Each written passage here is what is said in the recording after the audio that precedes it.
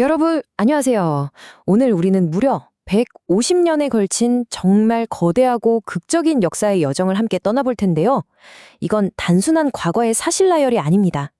역사 속에서 그 누구보다 뜨겁고 열정적이었던 한 무리의 사람들이 대체 어떻게 세상을 완전히 뒤흔들어 놓았는지 그 심장부로 직접 들어가 보는 해설 시간입니다. 다들 준비되셨죠? 자, 출발해 볼까요? 시작부터 아주 흥미롭고 약간은 역설적인 질문을 하나 던져보겠습니다. 영국의 지배층을 변화시키려다가 결국엔 실패로 끝나버린 이 16세기의 종교 운동이 대체 어떻게 바다 건너 저 멀리 현대 미국의 뼈대를 형성하게 된 걸까요? 이들이 겪어야 했던 그 엄청난 핍박과 좌절이 어떻게 역사의 흐름을 문자 그대로 통째로 뒤바꿔 놓았는지 지금부터 하나하나 풀어가 보겠습니다. 오늘 우리가 추적할 이 거대한 운동은 크게 5막으로 나눌 수 있습니다. 종교개혁의 미완성과 그 태동을 시작으로요.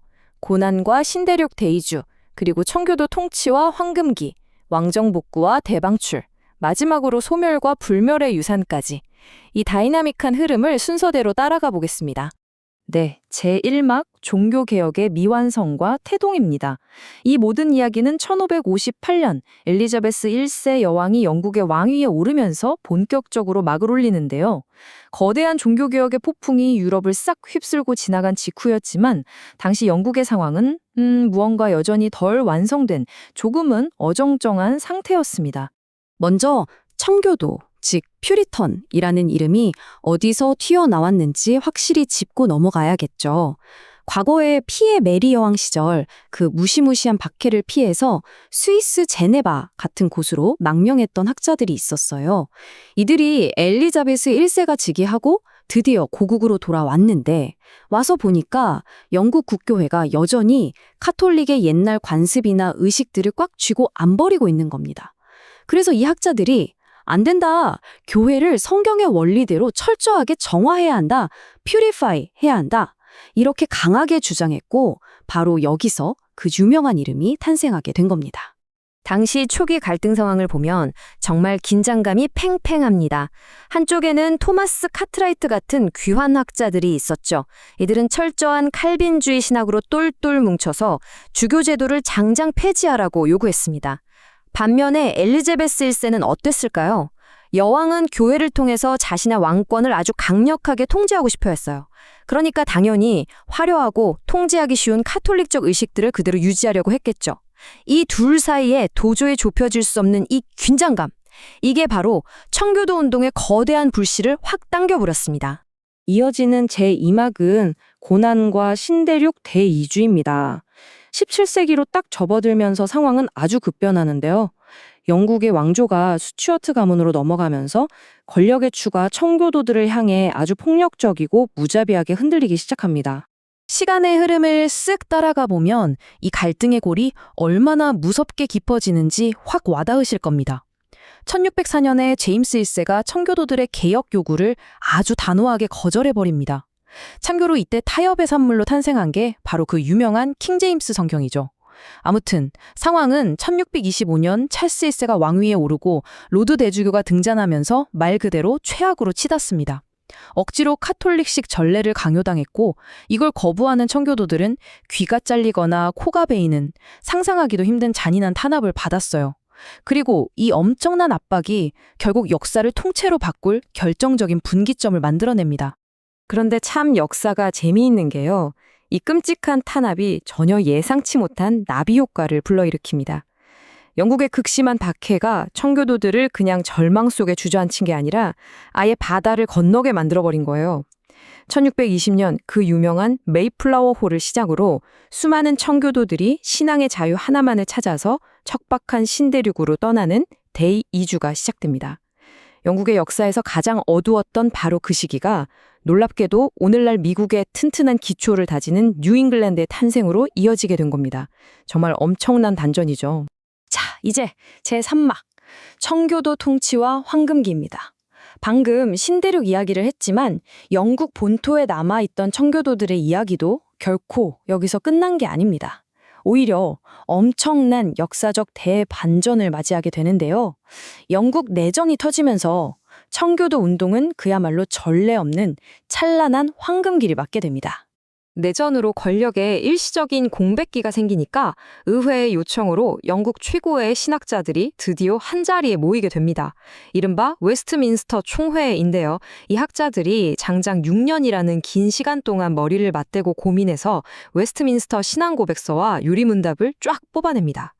기회가 딱 주어졌을 때 자신들의 신념을 얼마나 완벽하고 체계적으로 정리해냈는지를 보여주는 아주 결정적인 장면이죠. 한마디로 청교도 신학의 가장 빛나는 지적 정점이었다고 볼 수 있습니다.